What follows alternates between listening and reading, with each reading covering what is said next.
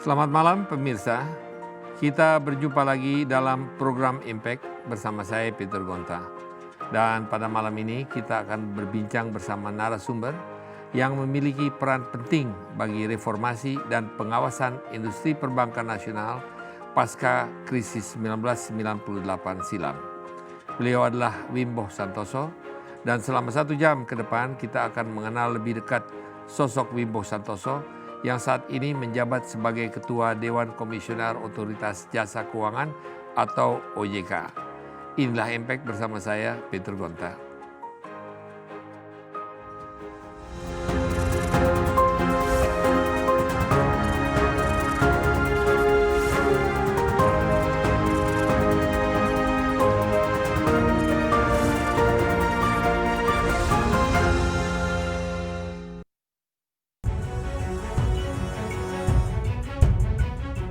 Wimbo Santoso, pria kelahiran Boyolali pada 15 Maret 1957 ini adalah sosok ekonom yang pernah menjabat sebagai Kepala Perwakilan Bank Indonesia di New York pada tahun 2012.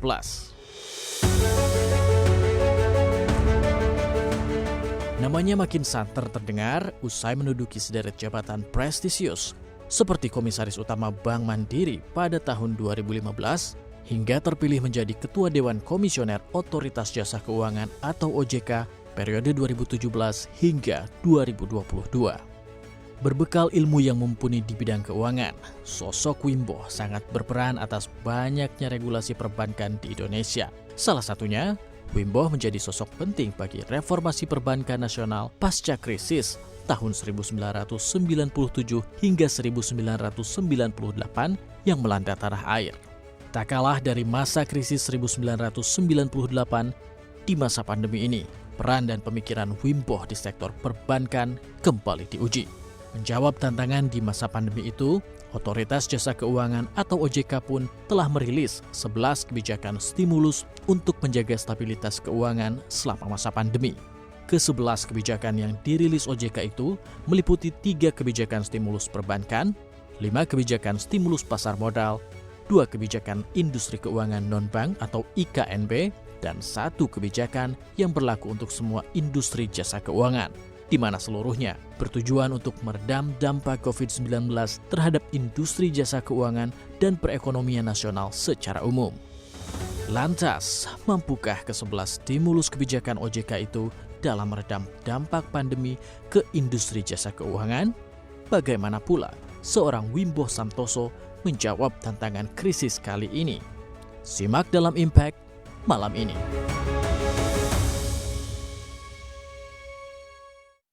Kita akan langsung berbincang bersama Ketua Dewan Komisioner OJK, Bapak Wimbo Santoso.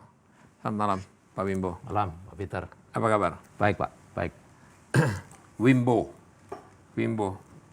Dari nama asal apa ya, Wimbo itu, atau apa artinya? Ada artinya? Ya, Wimbo itu sebenarnya aslinya itu imboh. Imboh itu dalam bahasa Jawa tambah. Biar keren dikit tambah W lah. Jadi Wimbo. Jadi Wim. Wimbo. Kalau orang Belanda bilang Wim itu. Iya, Dulu saya juga berpikirnya Wim Umboh. Iya. Biar keren dikit lah pakai W. Ya. Boyolali. Lahir di Boyolali. Membuat datang ke Jakarta. Kapan datang ke Jakarta dan kenapa datang ke Jakarta seorang dari Boyolali? Backgroundnya bisa sedikit menjelaskan. Ini menarik. Pada saat saya lulus dari Universitas di Solo 11 Maret tahun 83, saya eligible untuk jadi dosen. Oleh profesor saya direkrut jadi dosen.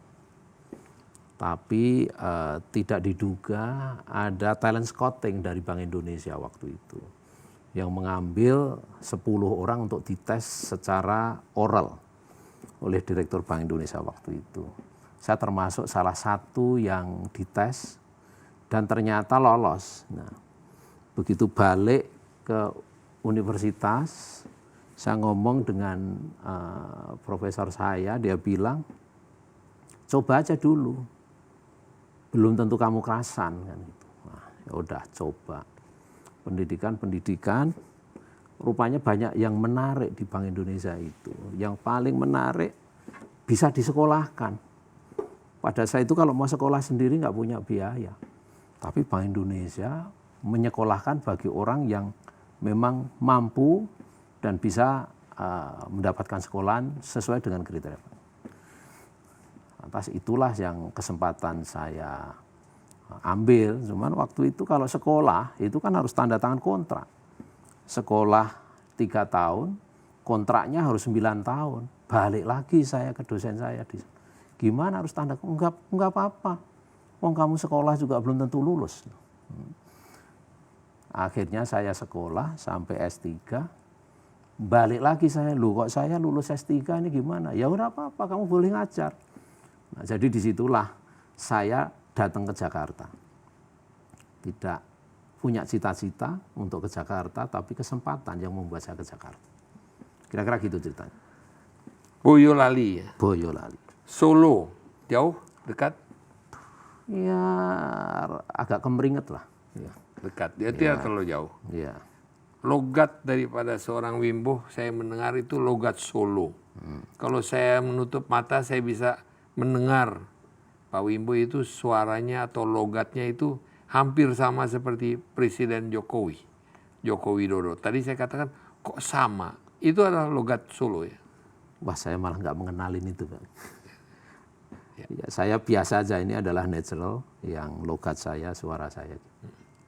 Pak Wimbo, kemudian bekerja di Bank Indonesia dan bahkan juga sempat dari Bank Indonesia juga sempat akhirnya menjadi komisaris utama di Bank Mandiri. Betul. Jadi tentunya Pak Wimbo mempunyai pengalaman yang luar biasa dalam sektor keuangan ini. Tapi saya ingin kembali sebentar, kalau kita pada saat ini menghadapi yang namanya pandemi COVID-19 ini, tahun 1998 kita juga menghadapi satu krisis. Perbedaan antara 1998 dan 2020 ini. Ini sangat beda ini Pak Peter, sangat beda. Pertama penyebabnya sangat beda. 1998 itu krisis disebabkan karena currency crisis. Ya, mulai dari Thailand, negara Asia lainnya dan Indonesia itu. Jadi beda. Dan ekonominya juga beda. Pada saat itu struktur ekonomi kita masih sangat-sangat konvensional. Utang luar negeri catatannya tidak begitu akurat. Bahkan tidak ada kewajiban harus melaporkan utang luar negeri. Perbankan? Ya atau swasta, nasabah perbankan? Swasta, private. Kalau perbankan pasti lapor. Nah, dan yang kedua bahwa dulu itu currency kita, ya currency policy kita itu lebih banyak ya didasarkan kepada policy pemerintah, ya, di mana ada setente bahwa depresiasi di-announce bahwa itu 10% setahun, yang itu bisa menimbulkan arbitrase yang luar biasa, sangat bisa ditebak, sangat bisa diakses sehingga orang bisa melakukan arbitrase di situ. Ya kalau 10% depresiasi setahun sudah bisa diduga what will be the price after 1 year. Ya. Lantas kita bisa utang luar negeri kan waktu itu. Kita itu negara atau swasta? Negara. Murah. Utang luar negeri, orang negeri private pun murah. Ya. Dia melakukan arbitrase untuk ditaruh di Indonesia dengan interest rate tertentu sudah mendapatkan margin dengan setente bahwa depresiasi adalah implicit guaranteed by government, di mana Bank Indonesia. Jadi itu adalah situasi pada saat itu, ya. Dan akhirnya dan pada saat kita handling krisisnya juga beda karena informasi tidak lengkap, ya.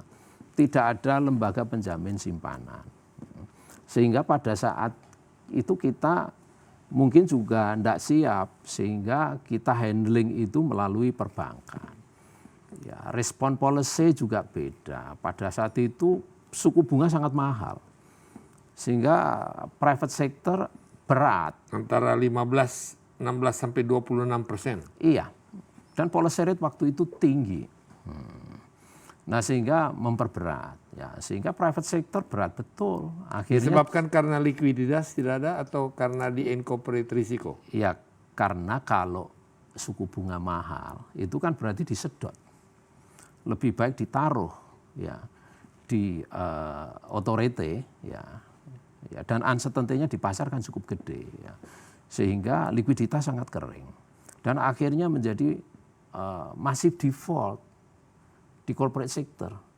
Kalau sudah masih default, akhirnya menjadi default di financial sectors, perbankannya. Akhirnya baru dihandle, ya, di restructure, ya, disuntik dan sebagainya. Nah, sekarang kita agak beda, totally beda. Sebentar, sebelum kita ke perbandingannya, saya ingin bertanya yang Bapak tadi katakan adalah currency crisis atau banking crisis? Currency yang akhirnya membuat banking crisis. Initially currency crisis ya.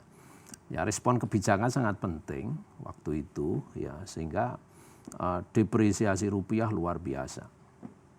Currency crisis disebabkan karena orang banyak membeli mata uang asing. Karena nggak confident kepada currency. Ya. Jadi sebetulnya bukan currency crisis tapi confidence crisis.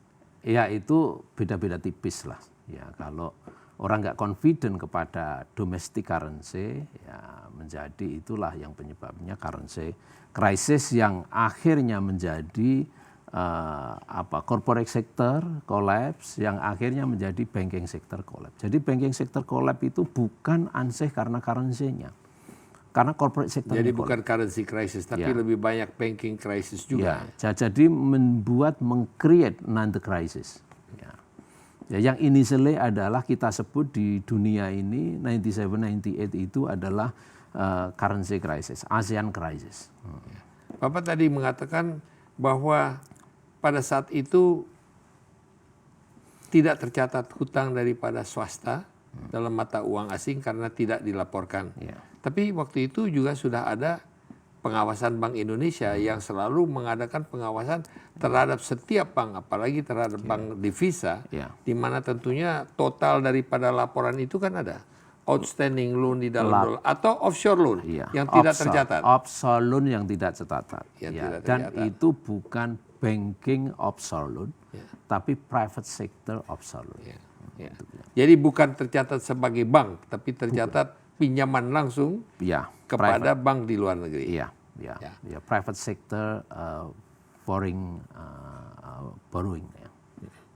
Baik, dan tentunya krisis perbankan itu disebabkan pertama yang saya ingat adalah oleh karena default daripada perbankan di Thailand yang sebetulnya merambat ke Indonesia dan juga perbankan di Korea. Apa sebab utama daripada krisis itu pada saat itu terjadi? Currency. Ya, kenapa bisa terjadi krisis karena itu? Penyebab utamanya biasalah dalam teori ekonomi, currency itu kalau overvalue suatu saat akan dikoreksi oleh market. Whoever the market. Karena itu pasti arbitrage. Kalau terlalu overvalue pasti akan dilakukan arbitrage oleh para pelaku bahwa mencoba untuk mengoreksi menjadi value yang benar. Siapa yang salah pada saat itu? Overvalue itu biasanya karena itu lebih banyak diintervensi oleh bank sentral. Ya, bisa bank sentral atau bisa juga speculators. Spekulator bisa melakukan intervensi. Spekulator kan bisa, tergantung which direction that they want to move. Ya suatu saat didorong menguat, habis itu juga. Ada kesalahan pemerintah pada saat itu? Tentunya dikatakan salah setelah terjadi. Pada saat sebelum terjadi, sebelum aware bahwa market itu bisa merespon begitu, itu kebijakan pasti dikatakan itulah kebijakan yang benar. Saya mau kembali sebentar Pak sebelum kita jeda agar supaya jawaban itu buat saya menjadi agak lebih jelas. melakukan intervensi pasar itu hanya bisa dilakukan oleh bank sentral biasanya. Dan intervensi pasar dan membuat mata uang itu overvalued itu disebabkan karena pemerintah atau Bank Indonesia pada saat itu atau otoritas sebetulnya menahan agar supaya mata uang itu tidak meningkat sehingga impor buat Indonesia juga tidak menjadi terlalu mahal. Apakah itu kesalahan pemerintah atau kesalahan pasar? Pada saat kebijakan itu dibuat, tentunya ada asumsi-asumsi yang dipakai oleh pemerintah. Selama asumsi itu berjalan dengan baik, sesuai dengan yang diprediksi, makanya kebijakan menjadi benar. Tapi kalau asumsinya yang dibuat ternyata tidak berjalan sesuai ekspektasi, karena the other side itu merespon differently, menjadi kebijakannya menjadi salah. Informasi merupakan tulang punggung daripada segala keputusan. Betul. Kita jeda sebentar. Iya, oke. Thank you. Pemirsa, otoritas jasa keuangan memiliki peran penting dalam menjaga stabilitas industri jasa keuangan, termasuk perbankan di masa pandemi. Apalagi kredit perbankan sudah berada di level terbawahnya pada Juni 2020. Kita akan membahasnya usai jeda ini. Tetaplah bersama saya di program Impact.